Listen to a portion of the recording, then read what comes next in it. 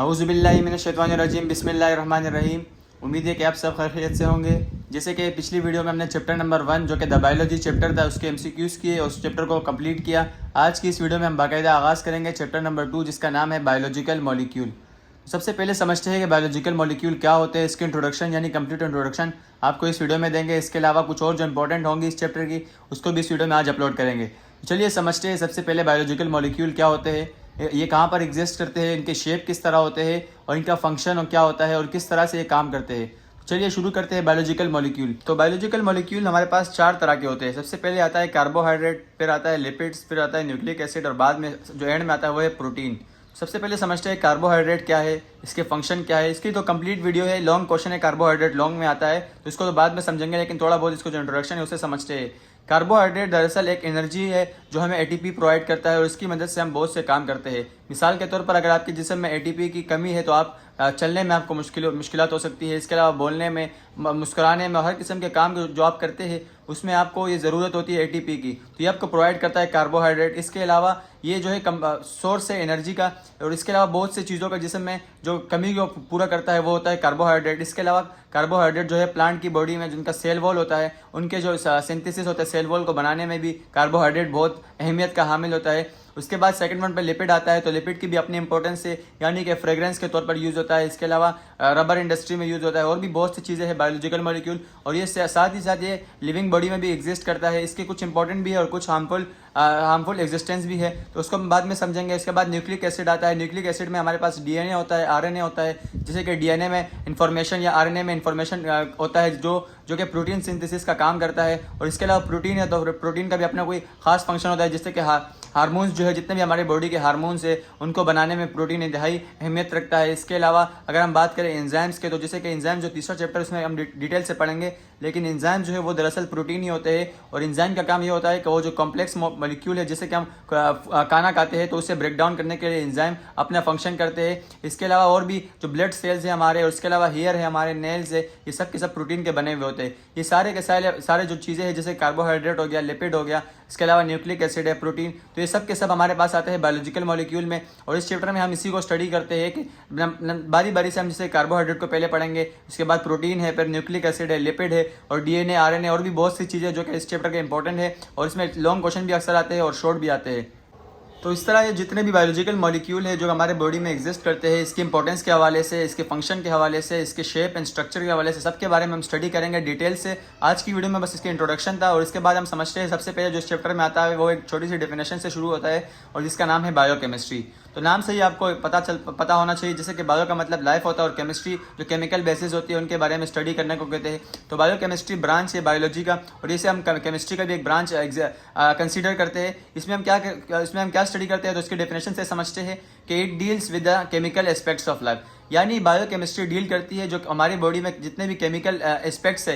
यानी मिसाल के तौर पर जैसे कि पिछले जो चैप्टर नंबर 1 था उसमें हमने टॉपिक डिस्कस किया था जिसका नाम था लेवल्स ऑफ ऑर्गेनाइजेशन। तो उसमें हमने स्टडी किया था जैसे कंप्लीट ऑर्गेनिज्म होता है वो ऑर्गन से मिलकर बनता है, वो जो ऑर्गन सिस्टम होता है, फिर उसके बाद ऑर्गन आता है, उससे पहले जो होता है टिश्यू, और टिश्यू के बाद सेल के अंदर जो मॉलिक्यूल होते हैं जैसे कि माइटोकॉन्ड्रिया, राइबोसोम, ये सब के सब क्या ये केमिकल बेसिस पर बने हुए हैं और इनके बारे में स्टडी को क्या कहते हैं, बायोकेमिस्ट्री। यानी कि इंसान का जो जिस्म है, यानी जितना भी जानदार है, सबके जिस्म जो है उनमें जो छोटे छोटे मॉलिक्यूल है वो सब के सब केमिकल है और उन केमिकल बेसिस पर उनको स्टडी करने को कहते हैं बायोकेमिस्ट्री। उसके बाद सेकंड डेफिनेशन इस चैप्टर में आता है प्रोटोप्लाज्म। प्रोटो का मतलब होता है वाटर और प्लाज्म का मतलब होता है लेयर, यानी कोई पर्दा। तो जो प्रोटोप्लाज्म है इसकी डेफिनेशन है कि combined study of nucleus and cytoplasm, यानी कि मिसाल के तौर पर ये एक सेल है, इसके अंदर सेल के जो बीच में होता है न्यूक्लियस होता है और जो बाहर जो वाटरी प्लेसेस होता है यानी वाटर जहाँ पे पाया जाता है उसे कहते हैं साइटोप्लाज्म, और बाहर सेल वॉल या सेल मेम्ब्रेन पाया जाता है। तो अगर न्यूक्लियस और साइटोप्लाज्म की कंबाइंड हम स्टडी करें तो उसे कहते हैं प्रोटोप्लाज्म।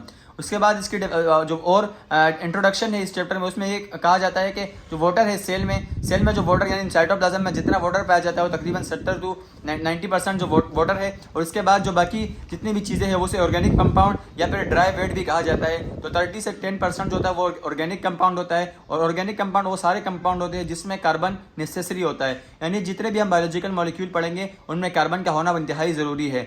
उसको हम बायो मॉलिक्यूल भी कहते हैं, यानी बायो का मतलब होता है लाइफ और मॉलिक्यूल का मतलब यानी कोई ज़रात जिस पर लाइफ एग्जिस्ट करे उसे बायो मॉलिक्यूल कहते हैं। अब चलिए समझते हैं बायोमोलिक्यूल या बायोलॉजिकल मॉलिक्यूल को। तो ये है हमारे पास 4 बायोलॉजिकल मॉलिक्यूल या बायोमोलिक्यूल जैसे कि आपको शुरू में मैंने बताया, कार्बोहाइड्रेट है, इसके बाद लिपिड्स है, न्यूक्लिक एसिड और प्रोटीन। इसको हम बारी बारी पढ़ेंगे, इसको एक वीडियो में नहीं पढ़ सकते क्योंकि बहुत ज़्यादा हो जाएगा।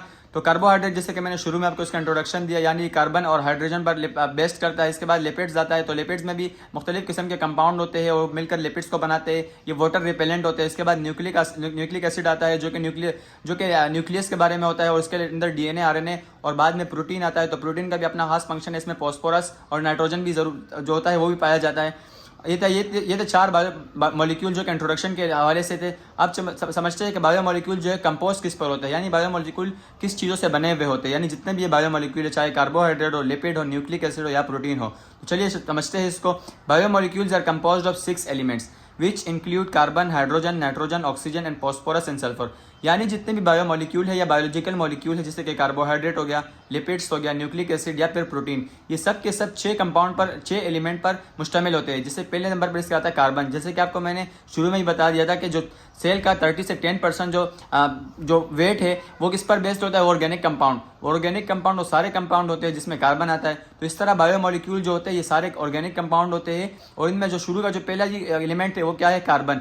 उसके बाद हाइड्रोजन और उसके बाद nitrogen, oxygen, phosphorus and sulphur. ये था इसके बायोमोलिक्यूल के जो कंपोजिशन है, यानी बायोमोलिक्यूल किस चीज़ से बने हुए हैं, तो वो है carbon, hydrogen, nitrogen, oxygen, phosphorus and sulphur. उसके बाद ये एमसीक्यूज के चंद पॉइंट है। जैसे पहला पॉइंट इसमें है नाइट्रोजन प्रोड्यूस प्रोटीन, यानी नाइट्रोजन जो होता है यानी न्यूक्लिक एसिड के अंदर जो होता है वो प्रोटीन को सिंथेसिस करता है। उसके बाद सेकंड वन इसकी एक दूसरी एमसीक्यूज है जो कि कंडेंसेशन, एक अलग टॉपिक है, इसको हम नेक्स्ट वीडियो में डिस्कस करेंगे। ये एमसीक्यूज टॉपिक का condensation is also known as dehydration synthesis. जब वीडियो को इस टॉपिक को हम समझेंगे तब आपको बताएंगे कि डिहाइड्रेशन सिंथेसिस क्या होता है और कंडेंसेशन क्या होता है। तब तक आप इसको खाली राइट डाउन कर ले और बाद में इसको समझ लीजिए। यहाँ पर एक छोटा सा शॉर्ट क्वेश्चन है जो कि है draw a chart on chemical composition of cell, यानी आप एक चार्ट बनाएं जिसकी मदद से आप शो करें कि जो हमारे मेमेलियन सेल, यानी मेमल्स किसे कहते हैं, ये चैप्टर नंबर 10 का टॉपिक है। लेकिन मेमल्स वो सारे एनिमल्स होते हैं जिनके बॉडी पर हेयर होता है, इनके पास मेमरी ग्लैंड्स होता है, यानी अपने बच्चों को दूध देने के लिए कोई खास स्ट्रक्चर होता है, वो सारे के सारे काउंट होते हैं मेमल में। तो हम मेमल्स एनिमल भी मेमल्स में काउंट होते हैं, यानी ह्यूमन बींग जो है वो मेमल्स में काउंट होते हैं। और इसके अलावा बैक्टीरियल सेल, तो इसकी जो कंपोजिशन है यानी किस चीज़ पर ये बने हुए हैं उसके हवाले से एक चार्ट बुक में बना हुआ है। ये शॉर्ट क्वेश्चन में आ सकता है क्योंकि ये पहले नहीं आया, इसलिए इसके चांसेस बहुत ज़्यादा होते हैं। तो इसके बाद हम समझते हैं केमिकल कंपोजिशन ऑफ सेल, आपने इसकी हेडिंग डालनी है। उसके बाद जो मॉलिक्यूल है यानी जितने भी ज़र्रात जो होते हैं सेल के अंदर उसको हम स्टडी करेंगे स्टेप बाय स्टेप। सबसे पहले समझते हैं वाटर को, जैसे कि पहले आपको मैंने बताया कि 70 से 90% जो होता है हमारे सेल में, ये एग्जैक्ट काउंट नहीं किया गया कि 70% है या फिर 90% है, लेकिन ये हाल ही ऐसे कहा जाता है कि 70 से 90% जो हमारा सेल है वो पानी पर बना हुआ है।